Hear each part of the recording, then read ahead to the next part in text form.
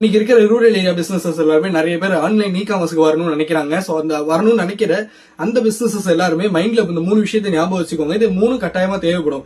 Number 1 English. உங்களுக்கு English ஃப்ளூயன்சியாவோ பயங்கரமாவோ பேசணும்னு தேவையில்லை. நான் இப்ப பேசுறேன்ல, இந்த பேசுறப்ப சில இங்கிலீஷ் வேர்ட் நான் சொல்றேன்ல, அது உங்களுக்கு புரிஞ்சிச்சுன்னா ஓகே, அவ்வளவுதான் எனஃப். வேற எதுவும் பெருசா இங்கிலீஷ் தான் தேவையில்லை.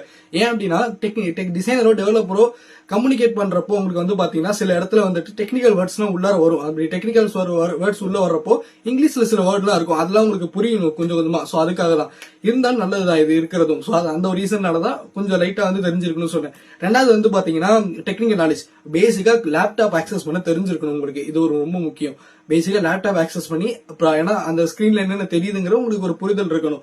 அப்படி இருந்தா மட்டும்தான் உங்களால ப்ராடக்ட் ஆட் பண்ணலாம் முடியும். அமேசானோ பிளிப்கார்ட்டோ இல்ல எனி ஓன் வெப்சைட்டா இருக்கட்டும், இல்ல கஸ்டம் டெவலப்மெண்ட்ல வந்த வெப்சைட்டா இருக்கட்டும் கூட, அதுல கூட பாத்தீங்கன்னா உங்களுக்கு டெக்னிக்கல் நாலேஜ் டெஃபினட்டா தேவை. ஆல்ட்னா என்ன, இன்டர்னா என்ன, இதெல்லாம் தெரிஞ்சிருக்கணும் உங்களுக்கு. மூணாவது கம்யூனிகேஷன். உங்க ரெக்யர்மெண்ட்ஸ் இருக்குல்ல, அதை என் வெப்சைட்டுக்கு இதெல்லாம் வேணும் அப்படின்னு சொல்லி ஒரு ரெக்யர்மெண்ட் இருக்கும் இல்லையா, அது உங்களுக்கு கிளியரா சொல்ல தெரிஞ்சிருக்கணும். அது ரொம்ப முக்கியம். அப்படி சொன்னா மட்டும்தான் அந்த டெவலப்பரோ டிசைனரோ கிளியரா அண்டர்ஸ்டாண்ட் பண்ணிட்டு உங்களுக்கு என்ன மாதிரி டிசைன் கொடுக்கணும், என்ன மாதிரி டெவலப் பண்ணி கொடுக்கணுங்கிறத ஒரு கம்ப்ளீட்டா ஒரு அண்டர்ஸ்டாண்டிங் அவங்களும் வருவாங்க. கரெக்டா அவங்களுக்கு கொடுப்பாங்க. அப்பதான் நீங்களும் சாட்டிஸ்ஃபை ஆவீங்க. இல்லைன்னா நீங்க சாட்டிஸ்ஃபை ஆக மாட்டீங்க.